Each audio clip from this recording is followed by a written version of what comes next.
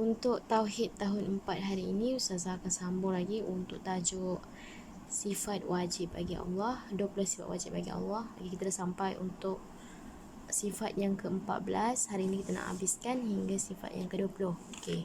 Selepas ini kita akan masuk pula untuk tajuk sifat mustahil bagi Allah. Okey.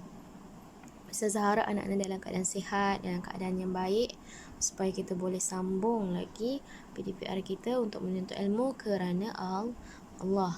Okey, tulis tarikh hari ini. Okey, Rabu 13 bulan 10. Okey.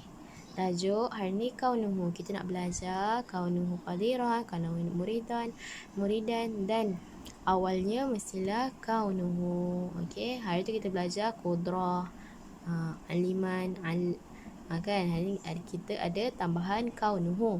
Okey, kaunuhu apa maksudnya? Keadaan Allah. Kaunuhu tu maksud dia keadaan Allah. Keadaan Allah apa? Keadaan Allah Maha berkuasa, berkehendak. Okey, kita nak tengok nanti. Okey, menyatakan bahawa Allah Ta'ala sentiasa berada dalam sifat yang tertentu. Allahumma salli Muhammad. Nak cakapnya kaunuhu ni, keadaan Allah ni yang menyatakan bahawa Allah sentiasa berada dalam keadaan ataupun sifat yang tertentu. Okey, jelas.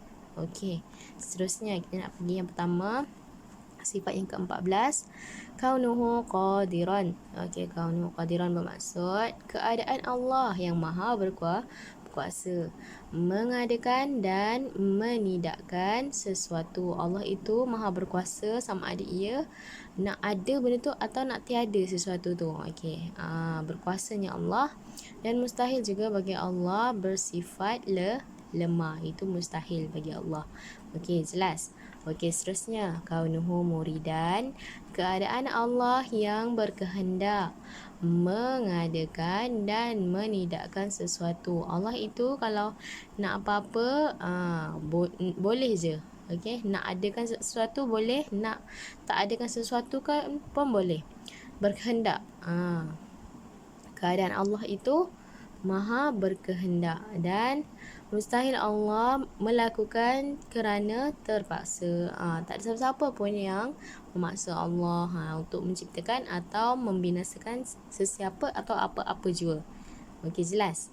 Okey, berkehendak Allah. Okey, seterusnya kaunuhu aliman, keadaan Allah yang sentiasa mengetahui dalam segala perkara. Allah tahu semuanya yang tersembunyi atau yang terang-terang. Awak buat sesuatu yang sembunyi pun Allah tahu. Allah buat benda yang satu yang terang-terangan pun Allah tahu. Okey, maka tak perlu nak buat dosa yang rasa Allah tak nampak. Sebab Allah nampak semuanya. Okey, apa pun kita sorok, sedangkan hati kita pun Allah tahu. Okey, mustahil Allah itu jahil ataupun tidak tahu. Mustahil lah Allah itu tidak tahu, sebab Allah Maha tahu. Okey, seterusnya kaunuhu hayyan. Kaunuhu hayyan ni keadaan Allah yang sentiasa hidup dan kekal selamanya, dan mustahil Allah Ta'ala akan mati ataupun hancur.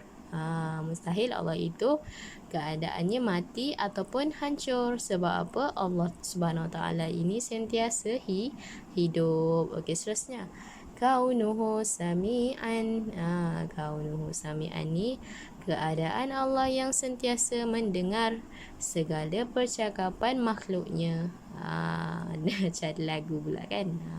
Tak apalah, kita belajar sambil faham, sambil tahu kan. Okey, dan keadaan Allah ini sentiasa mendengar, sami'an.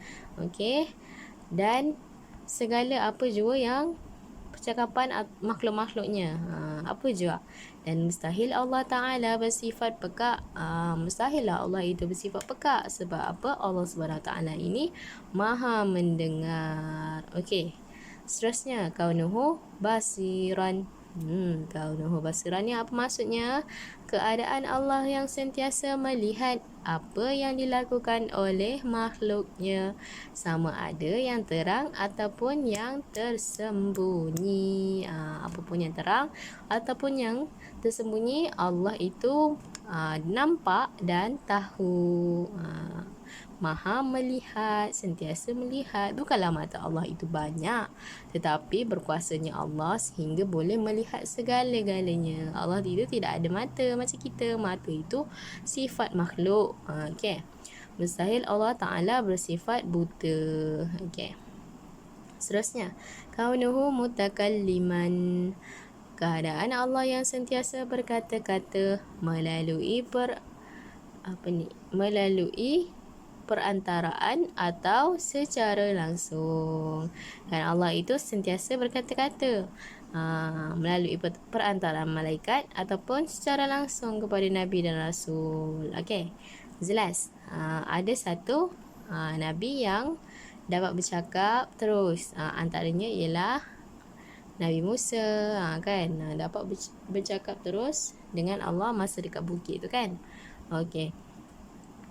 Dengan perantaraan malaikat pun ada. Seperti Nabi Muhammad, diturunkan wahyu melalui Jibril. Okey, dan mustahil Allah Ta'ala bersifat bisu. Mustahil lah Allah itu bersifat bisu.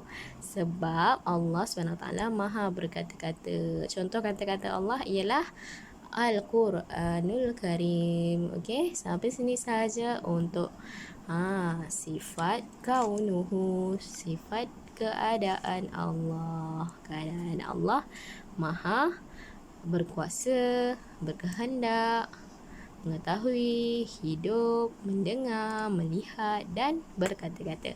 Okay, sampai sini saja untuk Tauhid tahun 4. Semoga kita dapat berjumpa lagi untuk minggu hadapan. Terima kasih. Assalamualaikum.